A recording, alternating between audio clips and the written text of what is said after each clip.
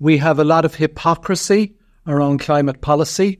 So for 2 years now, we've seen the representatives we have in Brussels and all of the main government and opposition parties sit idly by and allow the commentariat to drive an agenda to cut the national herd. Europe seems to be going along with this.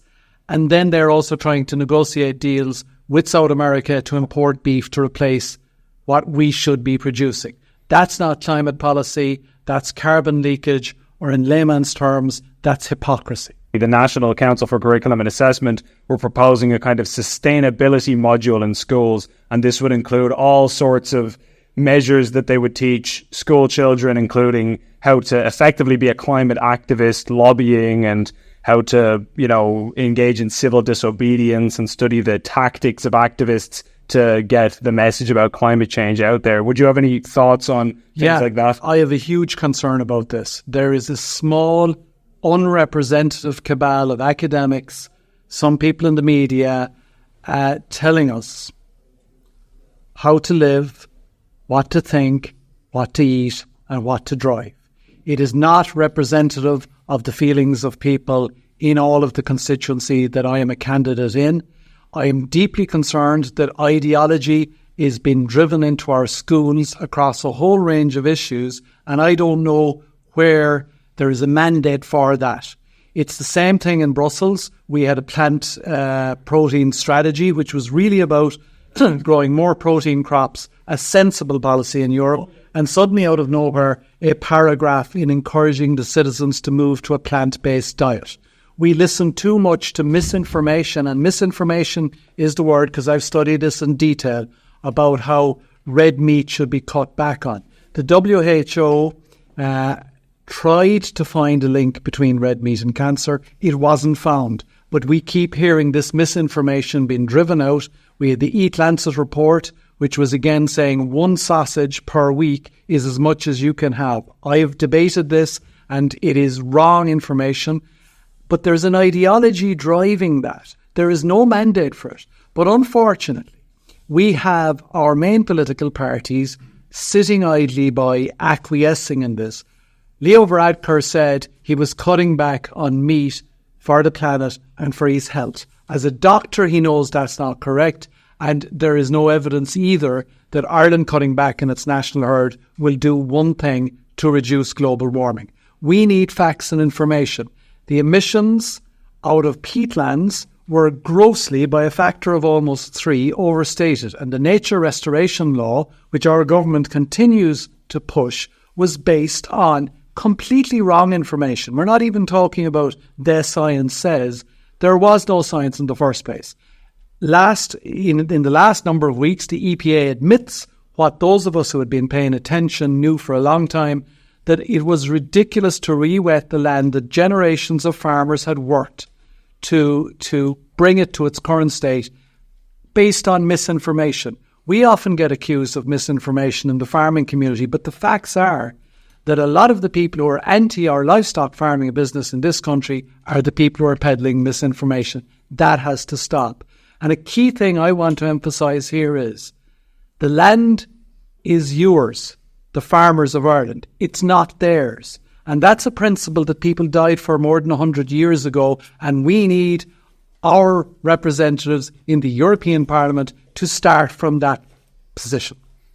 So I suppose one of the elements of this that interests me personally is that we've had several citizens' assemblies on issues like this. There was one on biodiversity just last year, and some of the results of the Citizens' Assembly's votes were not exactly what you would expect. So, for example, the turf ban was immensely unpopular in many parts of the country, as we know. In fact, there were even government TDs who were saying privately in meetings that this could potentially bring down the government. It was so unpopular. It was that serious, and they were giving out to Eamon Ryan for driving ahead with it so insistently.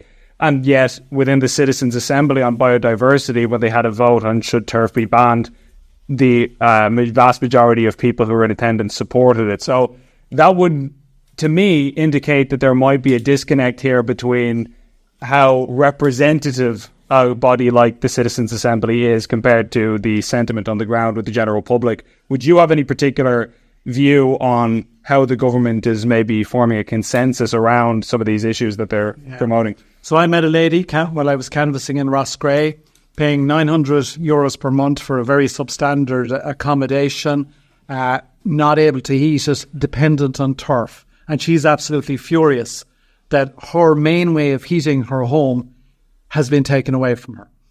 The reality is that the Citizens' Assembly is a disgraceful abrogation of responsibility and elected representatives. What is happening, and I went into the first Citizens' Assembly meeting about the biodiversity, not the actual meeting, the launch of it, and I expressed these concerns that the 100 people there are not representative of people, because by definition, the people who can give up weekend after weekend after weekend, it does not include people who are trying to rear families, does not include people who have work to do over the weekend, busy people.